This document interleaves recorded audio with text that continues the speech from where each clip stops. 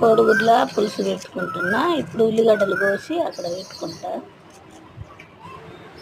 పచ్చిమిరపకాయలు, ఉల్లిగడ్డలు, టమాటాలు కోసి పక్కన పెట్టుకొని, కొత్తిమీర, ఉల్లిగడ్డలు కోడిగుడ్లు పెట్టుకున్నా.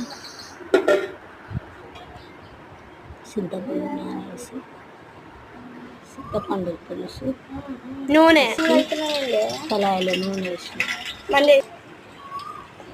వేసి కోడిగుడ్లు మంచిగా ఎర్రగా వేయించుకొని పక్కకు పెట్టి, అలా జీలకర్ర వేసి,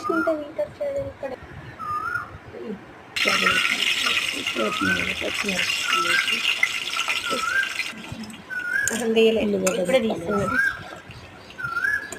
వాసన వస్తుంది. పేస్ట్, అల్లం పేస్ట్ వేసుకున్నా.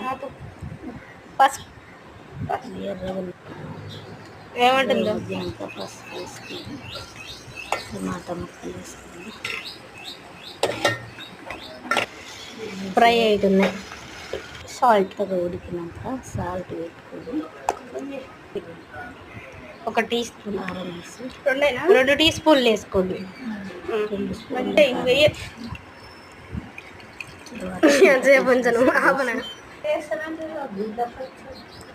ఉడకబెట్టిన కోడిగుడ్లు అలా వేసుకున్నా. అది మంచిగా ఉడికాక అన్నంలో పెట్టుకొని తినండి, ఏమో టేస్ట్ ఉంటుంది. మధ్యలో మెంతు పిండి కొంచెం వేసుకోండి, టేస్ట్ బాగుంటుంది. కొబ్బరి ఇంగువ పొడి, మెంతు పిండి వేసుకున్నా. అన్నం పెట్టుకున్నా. తింటుంటే ఏమో టేస్ట్ ఉంటుందండి. మీరు కూడా అట్లా చేసుకోండి.